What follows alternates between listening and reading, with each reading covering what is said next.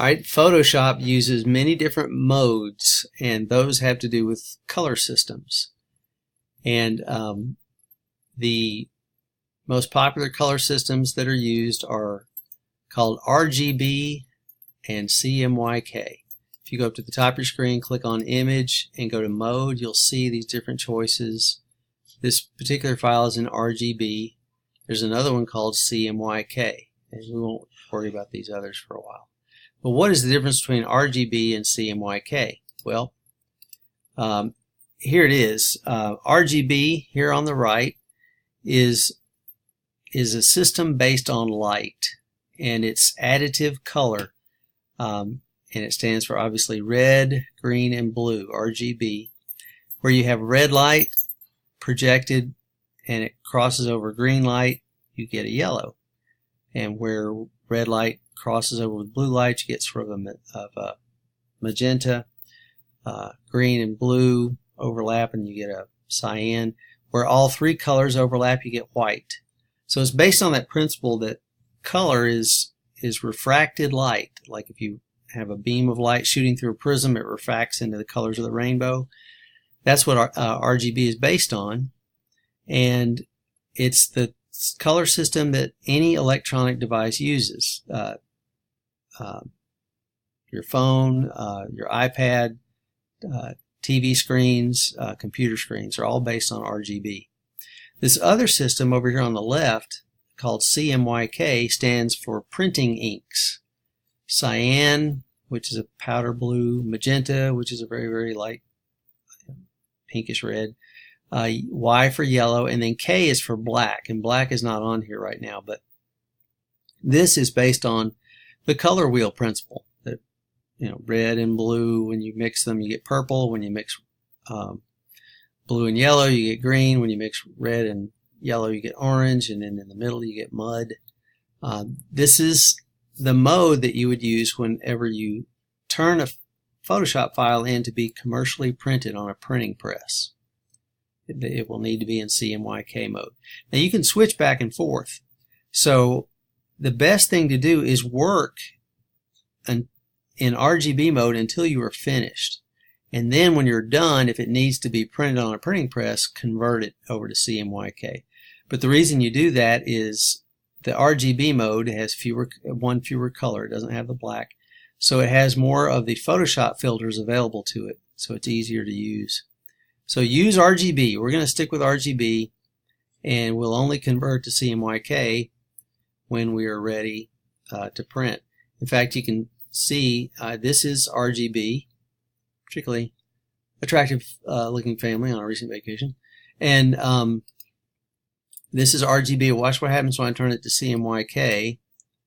You won't notice a huge difference, except maybe the red. Some of the intense colors get slightly less intense. Let me go back in history one step. You lose a little bit of intensity and vibrance because this is reflected light. Light is bouncing on a surface and coming back.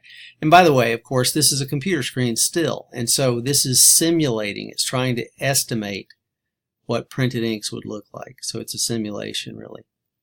All right, then another mode is grayscale. And grayscale just sucks all the color out and turns it black and white. There you go. And then you'll notice that there was an option that was grayed out before called bitmap. Now we can do it. If we go to bitmap, watch what happens. This turns everything. You lose all your gradations. You lose the anything between black and white. It's strictly black and white. And you can choose the 50% threshold, and it will turn into like a rubber stamp. And it makes the file smaller because it instantly becomes a lower resolution file. But you can see how everything's high contrast. There's no grays. It's all either black or white. That's what bitmap does. Okay, so let's see. Another option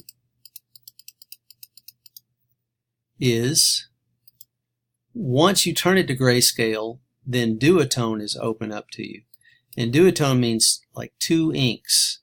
So you can choose one of your inks to be black, change it to duotone, and pick a different color for your second color, and you get this kind of, it's a duotone, just 2 inks only.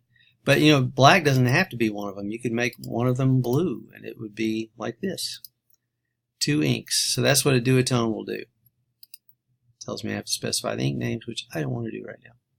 Okay, so those are different modes of Photoshop, and then one more thing I want to go over is called format. Format is the type of file you save Photoshop in. So if I do File, Save As, it's going to say, okay, you're going to save this. Let me make this smaller so you can see it. What's your format? It says JPEG right there. I would always save your document as a Photoshop file. Give it just a shorter name, test.psd. Because a Photoshop file means you can preserve the highest initial quality of what you've got going on. Plus, if you add layers, which we'll talk about on another day, if you add layers and you know, do some special effects, ooh, that's a great special effect, woohoo! But it's on a different layer. If I save this as a Photoshop file, PSD, this is all retained. When I open it up the next day, the layers are going to be there. All right. Another file format. Let's see. Save as.